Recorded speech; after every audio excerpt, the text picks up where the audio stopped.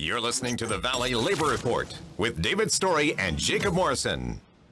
Looking this morning, and I thought it was quite funny that our fearless leader, our great leader, this past week after his acceptance speech at the RNC, they had reached out to Leonard Cohen. You know the song Hallelujah.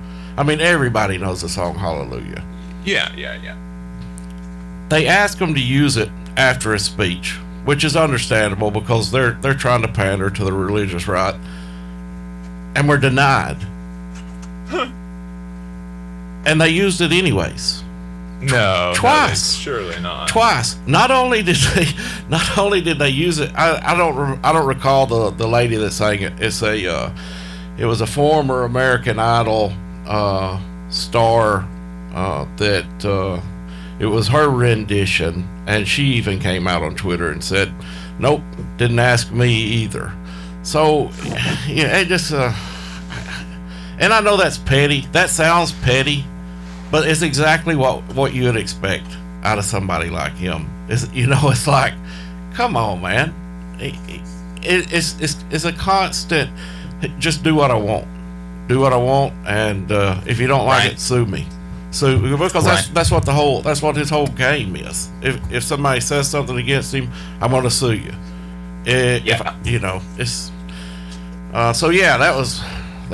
kind of was up on my talking points this morning, and then of course we've got the right wing, far right nationalists, young gentleman out of Illinois. That I don't even know what to say about that. Yeah, that was really unfortunate. Real quick, I did change mics. Does that sound a little bit better? It does. It does sound a lot better.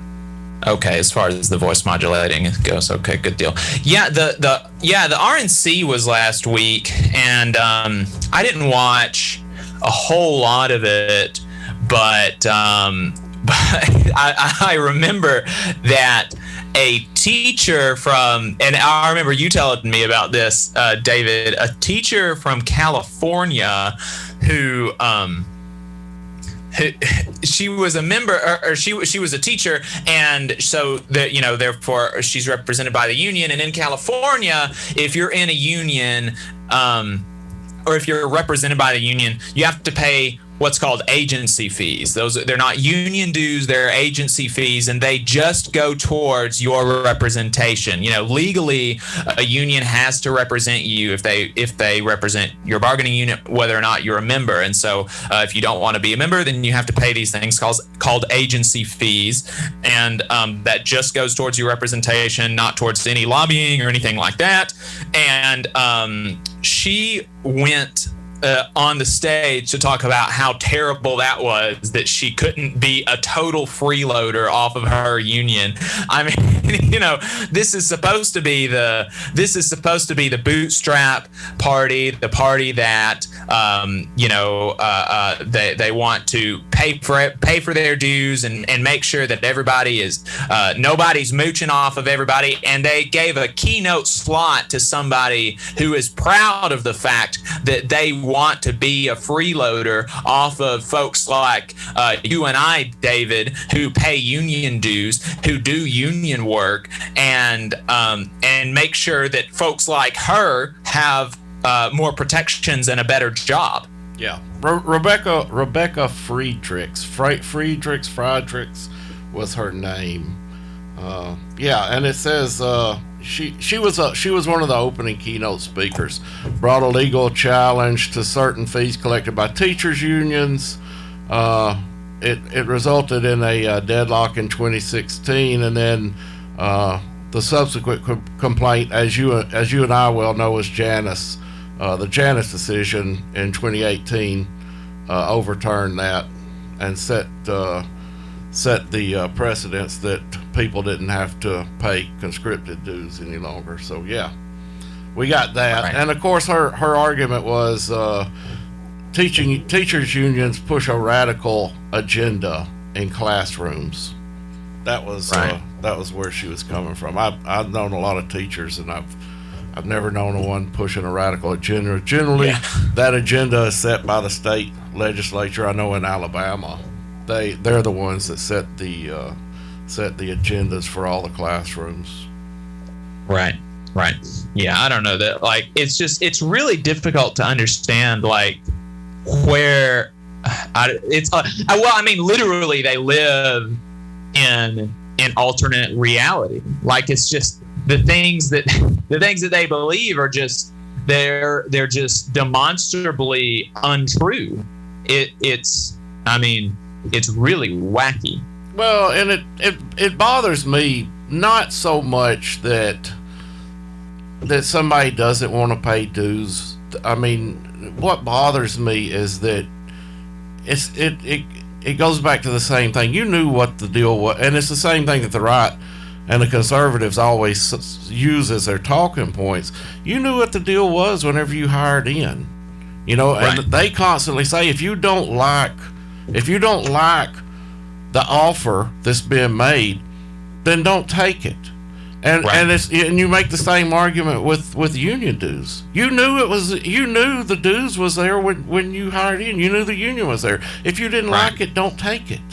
Yeah, you knew that this was going to be a much better job because of the fact that it's a union workplace, and you knew that you were going to get people that would fight tooth and nail for your rights on the job. And if you prefer to be, a bootlicker who has no protections and has to grovel to the boss for every little thing that they get, and if that's like the relationship that you prefer, then go work for some non-union workplaces. Yeah, like even in places go to go to one of the private schools. Seriously.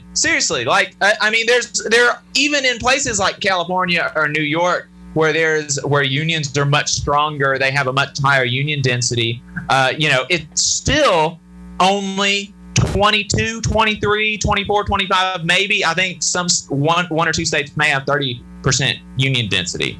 It's like literally the majority of jobs, you don't have all these protections. You don't have these huge, hundreds of thousands of people, institutions that are going to fight for you. Like, if you don't want that, like, leave us alone and go somewhere else. Yep. The whole free market principle just goes out the window whenever it's something that they don't like. That entire thought process of, if you don't like it, leave. I mean, how many times have you heard non-union people talk about that? Seriously. If you don't like it, why don't you just leave? Okay, well then the same argument could be made for somebody that's hired into a union plant or a union job. Yeah. I mean, I don't know. Like, they just it's obviously, it's not consistent. And it's not a very robust ideology, and a lot of it is, like I said, it's just like they're living in make-believe town. Well, it's consistent. It's consistent that if it don't fit their ideological principles, then let's get in and fight it and change it. Even though they're hiring in with great wages, great benefits, because somebody's fought for those wages and benefits for the last 100 years. We got just a couple of more seconds in this segment, Jacob, and then I don't know if you can hear the music coming in, but it's rolling in. Yeah, I can hear it. We're going to be right back. Give us a call, 1-866-494-9866.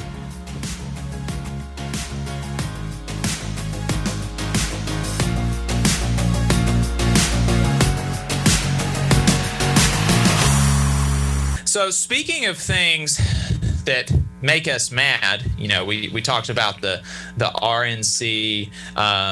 So I'll talk about the DNC was last week, and we didn't really talk about that because I just don't care about, I just can't make myself like, I feel you. Like, I didn't watch hardly any. I saw a little bit of commentary about the DNC, a little bit of commentary about the RNC. But one thing that I did notice from the DNC is that they are really, really going hard after the conservative voters. It's really, really amazing. Like, half the lineup was Republicans. There was not a there was not a single union leader that spoke during that had a keynote speech. There was not a single Muslim.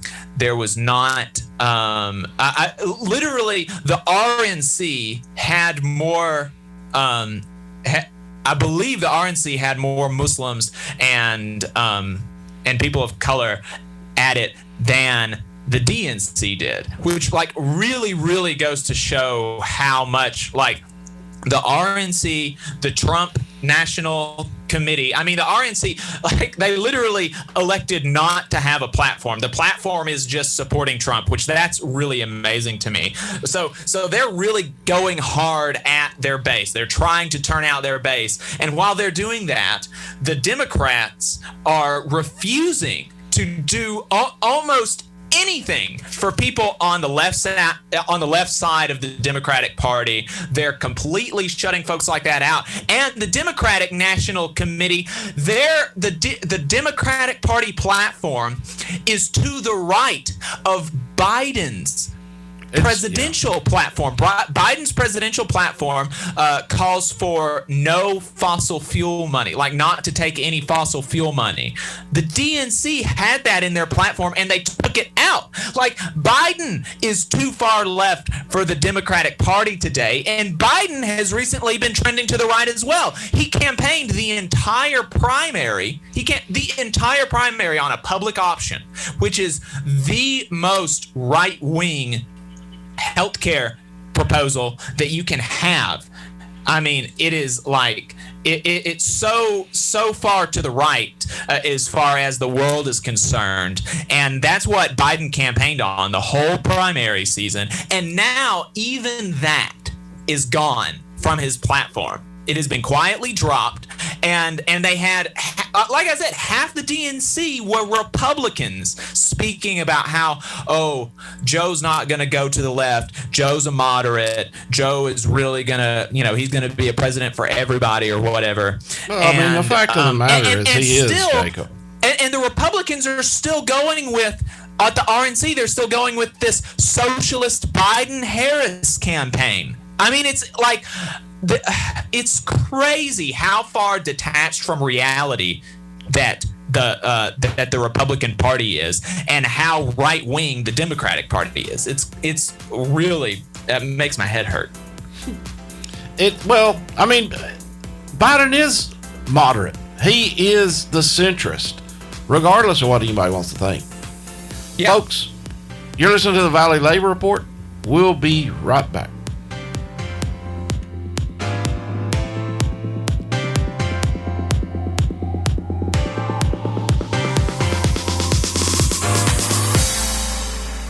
Thanks for tuning in. We appreciate your time. If you want to see what we're up to throughout the week and get our snide quips about the news of the day, then you should follow us on social media. We're on Facebook at facebook.com/Valley Labor Report.